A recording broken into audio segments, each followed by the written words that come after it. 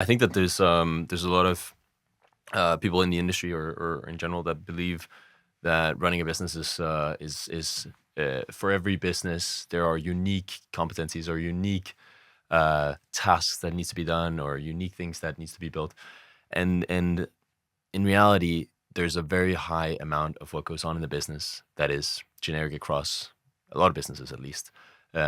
So actually using or like defining that into a platform, a framework that is reusable and applying it to businesses successfully is a massive competitive advantage for the companies that do this because so much focus, time, capital is not wasted on those generic things and instead goes into the things that actually are unique to that business and the difference maker they're trying to make in the world.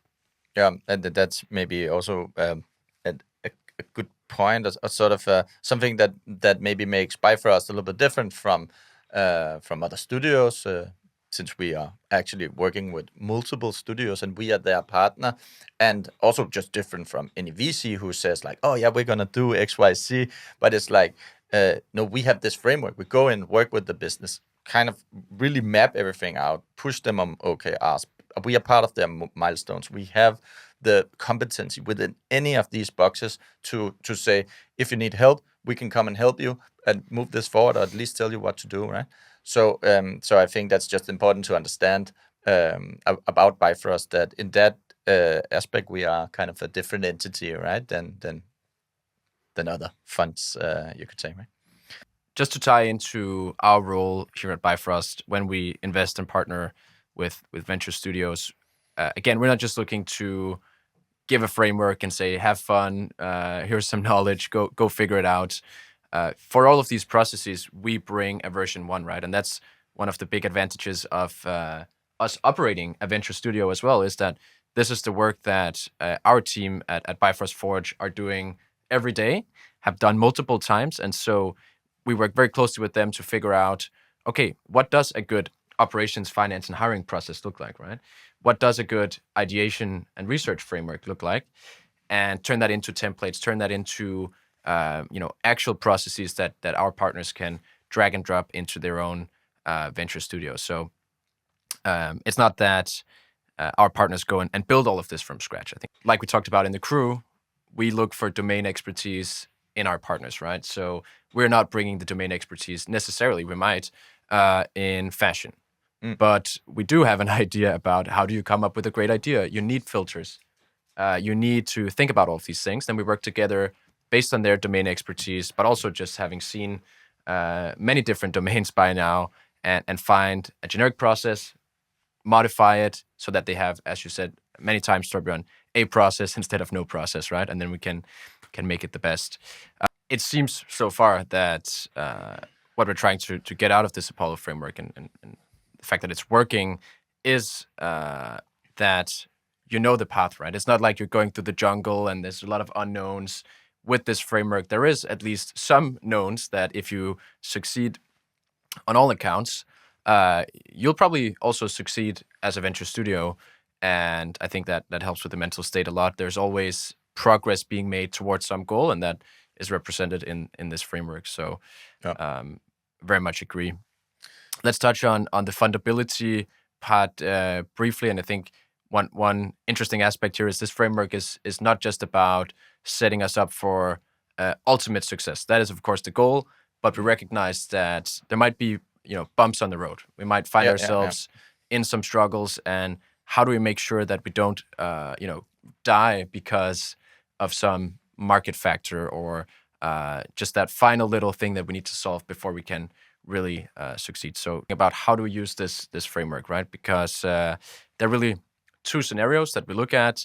The first one is we've invested and partnered up with a great entrepreneur. We're looking to launch a venture studio, and we use this for road mapping. And then the other scenario is we already in this together, and it's a lens to look at where do we want to upgrade, how can Bifrost lean in and help push something ahead. So if we start with the kind of launching a new venture studio, that is something historically that takes millions of dollars. It takes probably 2 years at the minimum to get to the first product in the market. How is this helping entrepreneurs launch a venture studio faster, cheaper, better today? Yeah. So now we've been building 7 studios, and we got a lot of learnings. And this is sort of our recent iteration to how to do this super fast, do it super well. And the reason why it takes a long time typically to make a startup in any case or any organization is that you need to sort of just fuck around a little bit and experiment with a lot of different models because you don't have them. You don't understand who you need. You don't understand what processes you want. You don't agree on which stack and tools you're using. You don't know all of these things. So the way that we use this is basically to, from the get-go, try to help them build out the thesis, try to build out the team, try to kind of use the Apollo framework to say, even if they are great at their domain, let's make sure that everything around them, that they have the best team, that complement them on a talent profile level, and that all of these things are on the roadmap. Maybe not all of them are equally important from the beginning, but at least they know, okay, I will get to this point. I will upgrade this. And we will also be able to analyze, well, you are very kind of finance heavy person. Maybe you don't need as much help here, but let's help you with the GTM especially, because that's not where you shine. So let's bring in our default framework on that. And so you can work with that. And that kind of goes for all of the different buckets we have, where we can say, well, maybe you have a great way to do it, but if you don't, we have a way of doing it. And this is very much how we think about things, that it's much more powerful to have a process than to sort of have the best practice, at least if that means then that you only have the best practice in 1 out of 15, right? We rather have a practice that we can then upgrade and kind of systematically that can systematically evolve, you could say, within the specific thesis. But at least it has a good starting ground, right? By using this. Yeah, excellent. Jonathan, want to throw it over to you in a second here. So we've built a great team at Bifrost, right? But when we partner with somebody, they might not have that great go-to-market person or that a perfect finance person at their disposal, or they might not have the resources just yet to bring those people on. So can you talk just a little bit about what does it mean to have access to these shared services? How does it accelerate you, make you a better venture studio or company as a whole to have access to this? Well, I think that there's also some, or there should be highlighted that there are 2 levels to this. You have the part of the framework that applies to the venture studios and the build of those, and the shared services applicable to the build of a studio, and the ideation framework to build the companies within that studio. And then many or almost all of these things trickle down into the companies that are built within the studios. And speaking to that, it's essentially like having like a library of shared services accessible to you that make it much easier to focus on the most important things. And you could almost say that, or in certain cases, it is almost like this. You get a team of experts, like you have access to expert consultants come in, and both with brilliant thinking and clear frameworks, as well as sheer muscle to execute on things for a period of time. That is uniquely, incredibly valuable for a company when you are in the trenches of operating and scaling a company and building something. Yeah. Great. Couldn't agree more. So finally, the other scenario in which we work with the Apollo framework is, we are in operations. We have a venture studio. We probably even have a couple of companies that have been spun out. So there is great traction. But we're still not at a ideal lab stage. We haven't launched 150 great companies. We haven't done our IPO yet. How can we work with the Apollo framework with those cases to get them closer to that end goal of ultimate success? Look each other in the eyes and say, let's have you also kind of audit yourself and just use it as a framework where you're like, okay, where am I actually on leadership? Where am I on GTM excellence? Do I even have anybody who covers this capability? And just go through it in a sort of just step-by-step approach, kind of score it.